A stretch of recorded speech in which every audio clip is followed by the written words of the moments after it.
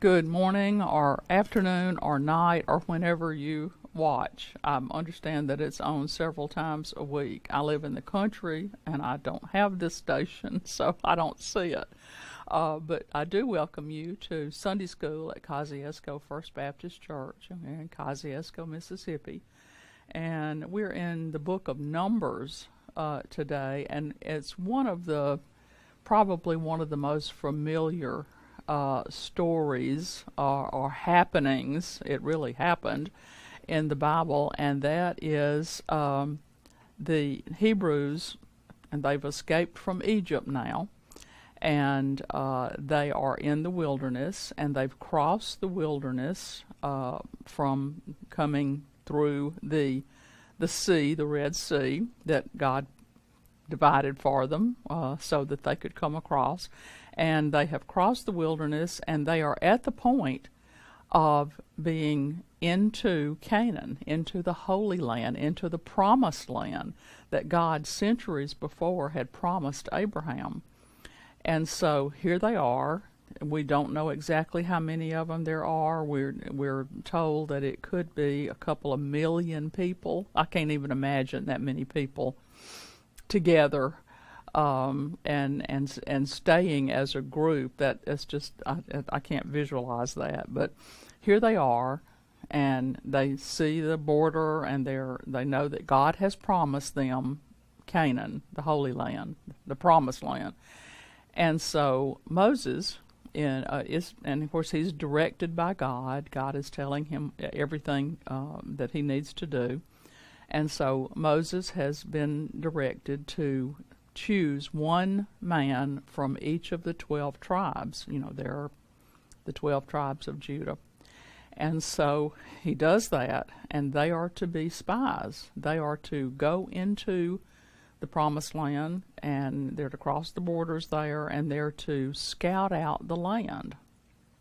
And Moses said, I want to know about the land geographically. I want to know how it's built up. Are there mountains or valleys or hills or rivers or what?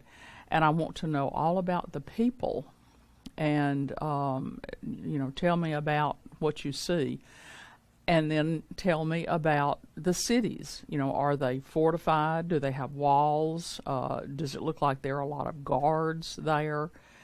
Just give me a general everything that you see. And so these 12 men head out, and I did not remember reading how long they were gone. I was surprised at that. They were gone for 40 days. It took them 40 days. They started in the southernmost part of the country of Canaan, and they went all the way up to the northern parts. It was a thorough scouting. And so Moses sent them to gather and bring back all this information. And so here we've got the 12 men that have gone.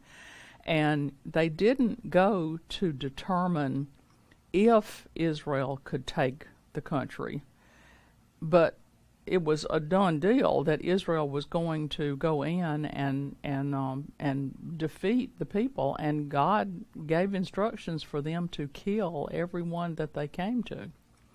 He had been working on them. We'll just call them the Canaanites, although it's made up of several different people groups. But God had been working on them for the whole 400 years that the Hebrews, the Israelites, were in Egypt. The Israelites went into Egypt in a good way because Joseph, and a whole different story to talk about Joseph and the pit, and Joseph coming out and eventually ending up next in importance and in authority to the Pharaoh in Egypt. So they were invited into the land. There was a drought, a famine where they lived, and so Joseph said, I want my family to come here, and he did, and they went in as friends and in good shape. And then Joseph died, and the people continued to flourish. The Israelites, God just blessed them tremendously, and eventually it got to where the Egyptians said, these people have multiplied. The population has increased tremendously, and we're a little bit afraid of them. What if they turn on us and start to take over? And so they made the Israelites slaves, and so these people for a long time, many years, were slaves to the Egyptians. And so God blessed them, helped them get out with the help of Moses as their leader. And so here they are, ready to go over. God has promised them. But he said, I know that if you mix with these people, if you live among them, the Canaanites, because I've tried to turn them toward me and they refuse. They are pagans, and they have all of these things that they worship, everything but God. And I have worked on them, and I've not been able to convince them that I am their God, and I want to guide them to live among them. And so he said, if you get in there and you start intermarrying and mix, you're going to pick up the habits that they've got. You're going to begin to worship these idols and these false gods. And so he gave them instructions about what to do. And so here they are at the border, ready to go in. God said, I will give you victories. Wherever you go, you're to defeat, you're to battle these people, get rid of them, and I'm going to give you victories. And so it wasn't like they were going in to think, well, are we going to do this? It was like, we're going to do this. We just need to know some details about how to approach this situation. And so it was he sent them in to determine how, not if, Israel would enter the land. And so God said, you don't have to worry about it. I'm going to give you the victory. So the exploration started in the Negev, and that was part of Canaan's southernmost area. But it had an area that was for several, more than acres, more than a big portion of it was low rainfall. And so it was not good for crops, but it was perfect land for shepherds and for flocks. And there was enough rain that it provided, the grass or whatever that these animals ate. And so centuries early, Abraham and Sarah had settled in the Negev. So it was a familiar, in the Bible, a familiar area. From the Negev, the men were to move into the hill country, and of course that would have been more rainfall, and it would have been better for the crops and everything for farmers. So let's see. The Mediterranean Sea was to the west, the Jordan River and the Dead Sea along the east, and then the southern hill country became part of Judah, part of the Promised Land. It included Hebron. Hebron's another familiar city in the Bible. David had his capital. When David was made king, he had his capital for a long time in Hebron, I think about 8 years, something like that, before he moved his capital to Jerusalem.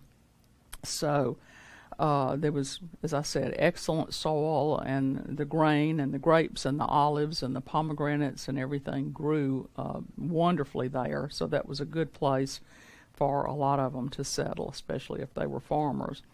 He says, in addition to scouting the terrain and the geography, Moses wanted the spies to examine, as I said, the peoples and the cities. So he said, we need to know how to go in here. We need to know how to be prepared to meet them in battle. And he understood that God would give them the victory. He just wanted to know how to tell the people to approach. So these 12 scribes went out and started scouting, and they did a thorough job. They first saw a lot of the population lived in tents out in the open. And they determined that, well, these people are not going to be hard for us to get to. But then when they got to the cities, they realized that the cities were very fortified. They did have walls. They did have guards.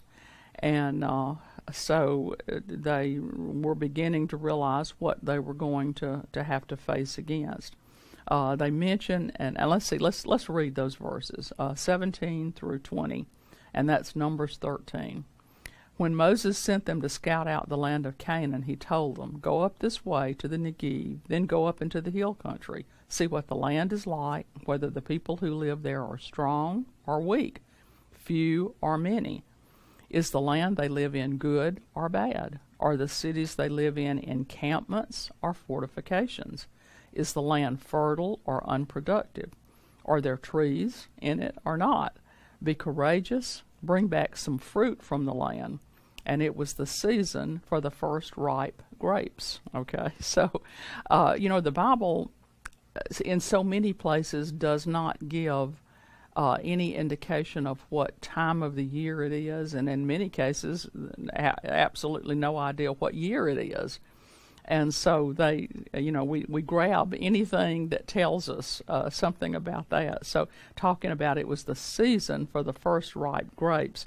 It said grapevines began to mature in late spring and early summer. By late summer or early autumn, they were ready to be harvested.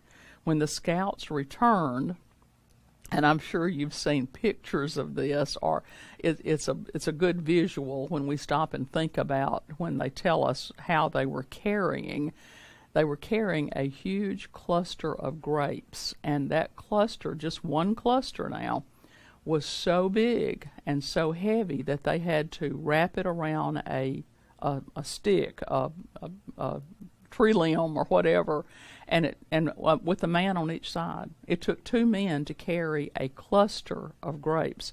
So that suggests that they finished their mission around the fall of the year. But can you imagine a cluster of grapes? So, God had said to Moses, tell them to bring back some of the vegetation so that they'll get an idea. And he had promised them that it was going to be a land of milk and honey. That milk and honey phrase is used about 20 times in the Old Testament. And so he wanted them to be sure that they knew that he was sending them to a land that was going to be prosperous. So, as foreign spies, those men, though, were risking their lives. I mean, they had no idea what they were going into, and I guess they realized that the people would not be happy to see them, especially knowing they were about to take over, and so they were risking their lives to go. And can you imagine being gone for 40 days? And I mean, it was impossible for them to pick up the phone or even send a telegraph back home to Moses and Aaron and their families, and to say, we're in a certain area, we're okay, everything's all right so far. So I know that those families, and especially Moses, was very anxious that they were gone so long.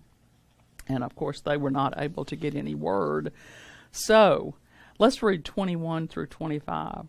So they went up and scouted out the land from the wilderness of Zin as far as Rehob, near the entrance to Hamath.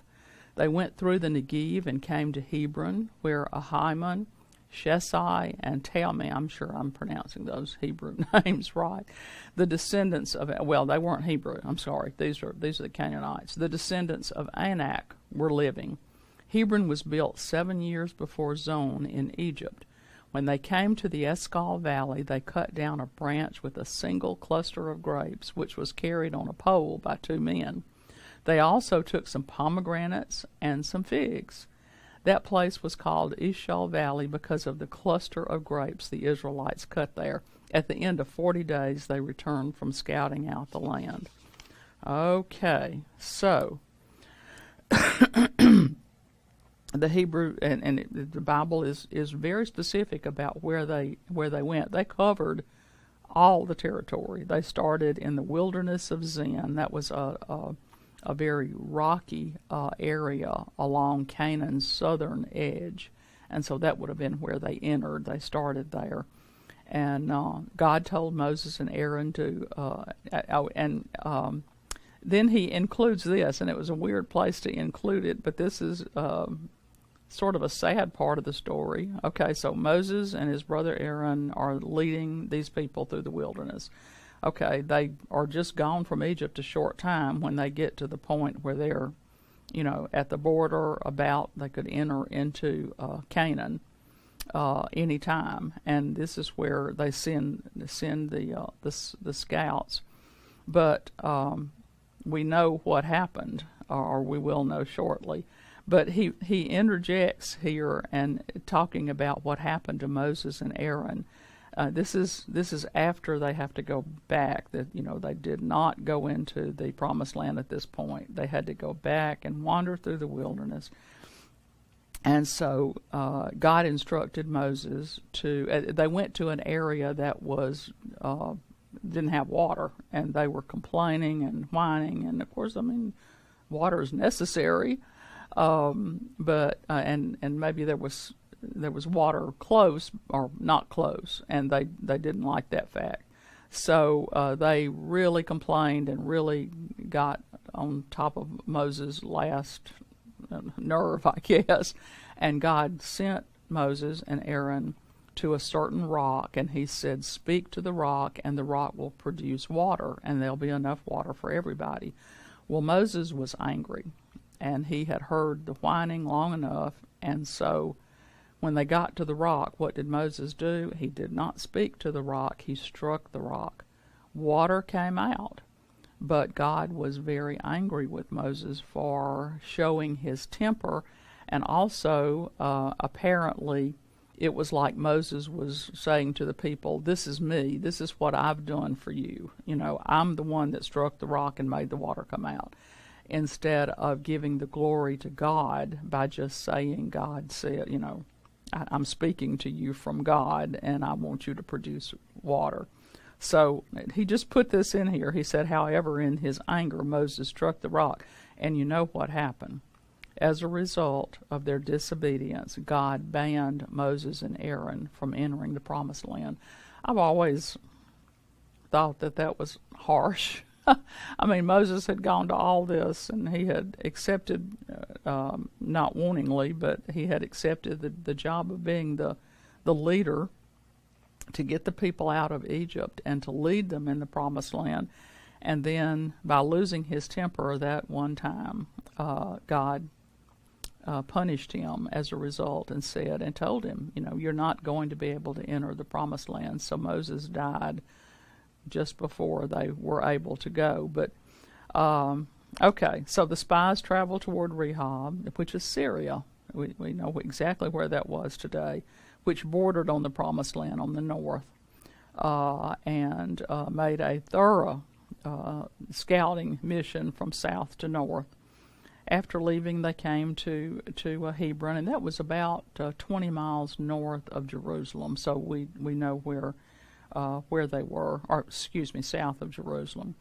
Abraham spent a lot of time in Hebron after he separated from Lot. He and Lot started out together, and then Lot chose one area, and Abraham took the other one, and he purchased a cave there in that area for Sarah to be buried. We know Sarah died shortly after childbirth, after Joseph and his brother Benjamin were born.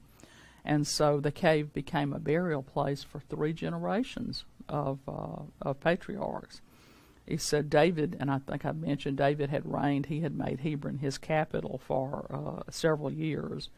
So, but it was around Hebron when they got there that they actually saw the first group of people that they were going to be going against. And they caught their first glimpse of the enemies that they were going to face and have to take care of. And I know I'm not pronouncing this right, but it was the Anakim, Anakim. I'm not sure how you pronounce that. But they were a group of giant people. Now, of all things, for these spies to go in and to be looking for the people, to know how they were going to form their battle lines and the groups that were going to oppose the people that lived there. And here they see the first people, and these people are giants. Stature-wise, they were giants. And in fact, the scouts made the comment that we seem like grasshoppers to them. We know that's how they see us too, because we're so much smaller than they are. So what a scary thing. This would have been a significant challenge to conquering the land, and so this immediately gave the scouts exactly, what they were, an idea about what was going to happen. So the people's amazement at God allowing them to get as far as they did, and then also seeing the fruits of the land and how much, how huge the grapes were. Can you imagine one cluster being carried by two men? That's another thing that we just can't visualize, but the Bible is very clear on that. So it definitely was a land of milk and honey. And the milk, they talked about the honey, and they said there was probably from the way the Bible talked, there was a significant amount of honey produced in the land. So it had a lot of bees. And, then also the milk would probably have been goat's milk. And so I don't know if they did not have cattle at that time or how long it was before they did.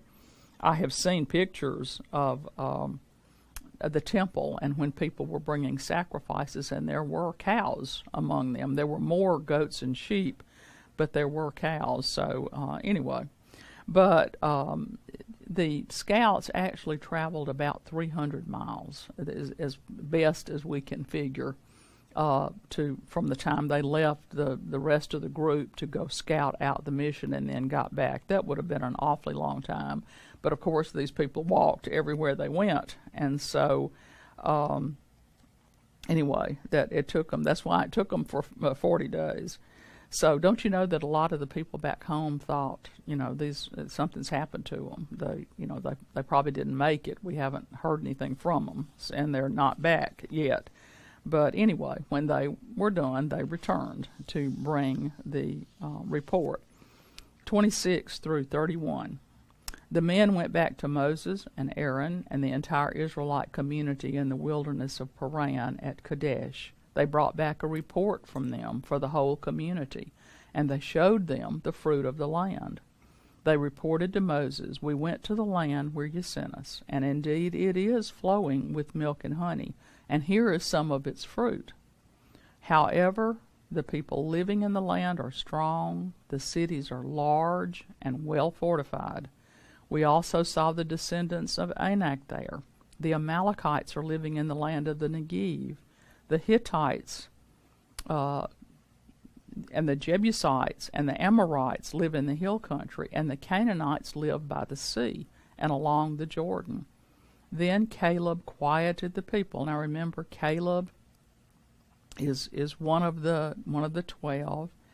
He quieted the people in the presence of Moses, and he said, "Let's go up now and take possession of the land, because we can certainly conquer it."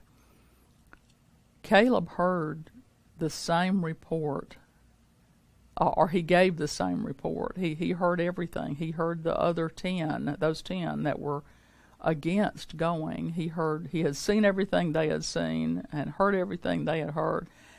And he still was determined. Why was he so determined that they go ahead, even after those 10 were so much against it?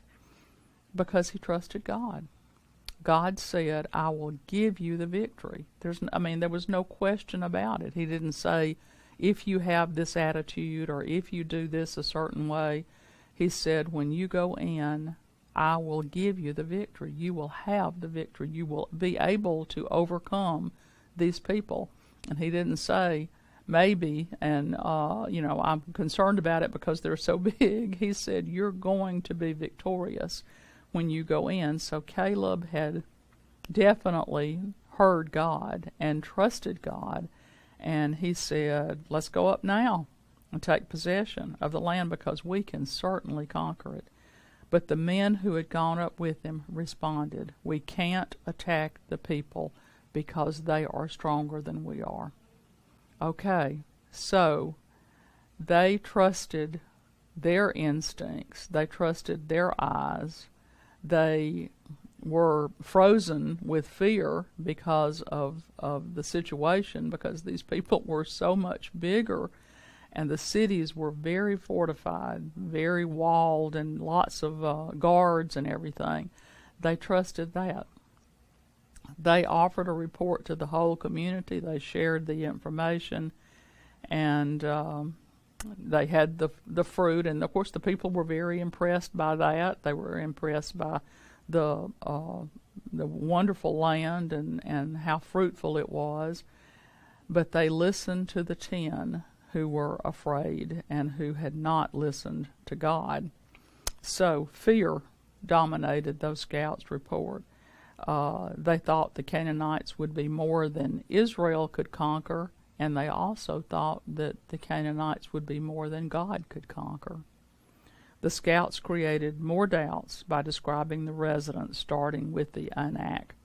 The scouts' words suggested the land was occupied by mighty people, and of course, can you imagine? I mean, you even at the tallest, the Hebrews would have been about 6 feet, and then they walk in, and we don't have any estimate of how big these people were, but probably we're talking about 8-9 feet tall, and that would have been scary. He said, the scouts suggested the land was occupied by mighty people, and Israel's conquest, even if possible, would prove difficult and costly.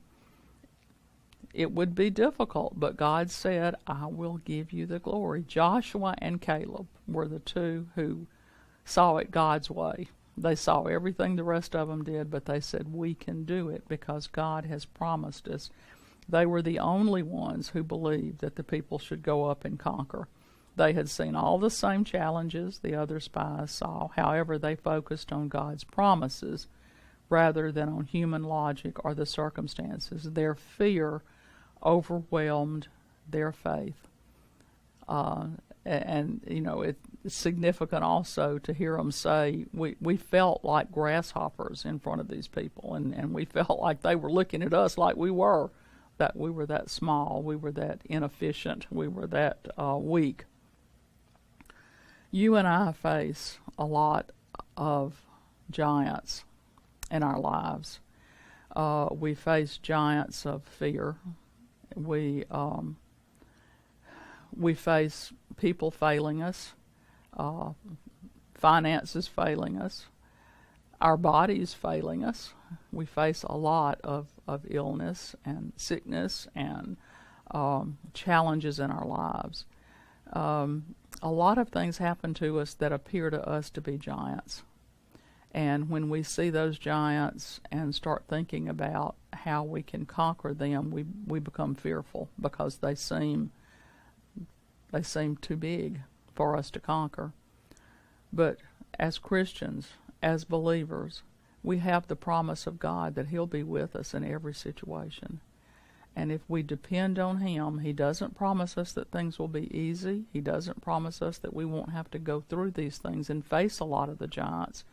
But He says, I will be with you. And I've said this before. I wish I had it in front of me. I'd read it again about the footsteps or the footprints. And it was about this guy that was talking to God, and he was looking down at part of his life, and he said, I see footprints, God, where you were where you promised to be. You were with me. I see 2 sets of footprints. And then he said, when it got to a very difficult part of my life, I only see 1 set. Why did you leave me? I mean, this was a tremendously volatile time in my life. It was something terrible that happened to me when I needed you the most. And there I'm looking down, and I just see 1 set of footprints. And God spoke to him, and He said, my son, during those times that you see 1 set of footprints, they're mine. I was carrying you then. That's why yours don't show up. So we need to have that same mindset. We need to realize that God carries us through these things. They may not be easy. We may need lots of help, and He's there to give it to us. He can promise us that He will get us through. We are living in a sad, sinful world, where a lot of bad things happen. We just have to hold on to the fact that we're on our way to heaven, and we are promised that. We're promised a time where there will be no death, no tears, no fears, no problems, no pain, no sorrow, no depression. What a wonderful time that will be, and it'll be a time that we will praise God. We'll be in His presence, and we'll be able to know that we are safe and secure, and we'll never have to face any of the giants again. These people, because they were facing those giants and could not see the fact that God was going to, even after He promised, give them the victory, they suffered. They suffered a lot, because this is when they started on their 40-year journey. This journey through the wilderness to the promised land should have taken them 11 days. 11 days. But because they looked at the giants and did not trust in God and what He told them, they suffered and went through 40 years of wandering through the wilderness. How much wandering do you and I do in this life because we put things on ourselves? We don't trust God. We don't spend time in Scripture reading where He speaks to us. We don't spend time in prayer with Him. We do. We put ourselves through a lot of these giants and a lot of the bad times, and I'm afraid we wander a lot. It is so great that we have God to look to, and that we need to trust Him and trust in His guidance, and we need to love Him. We're so glad you joined us today, and I hope that you will join us again, and I hope that you will pray that in your life you will be able to see God over the giants.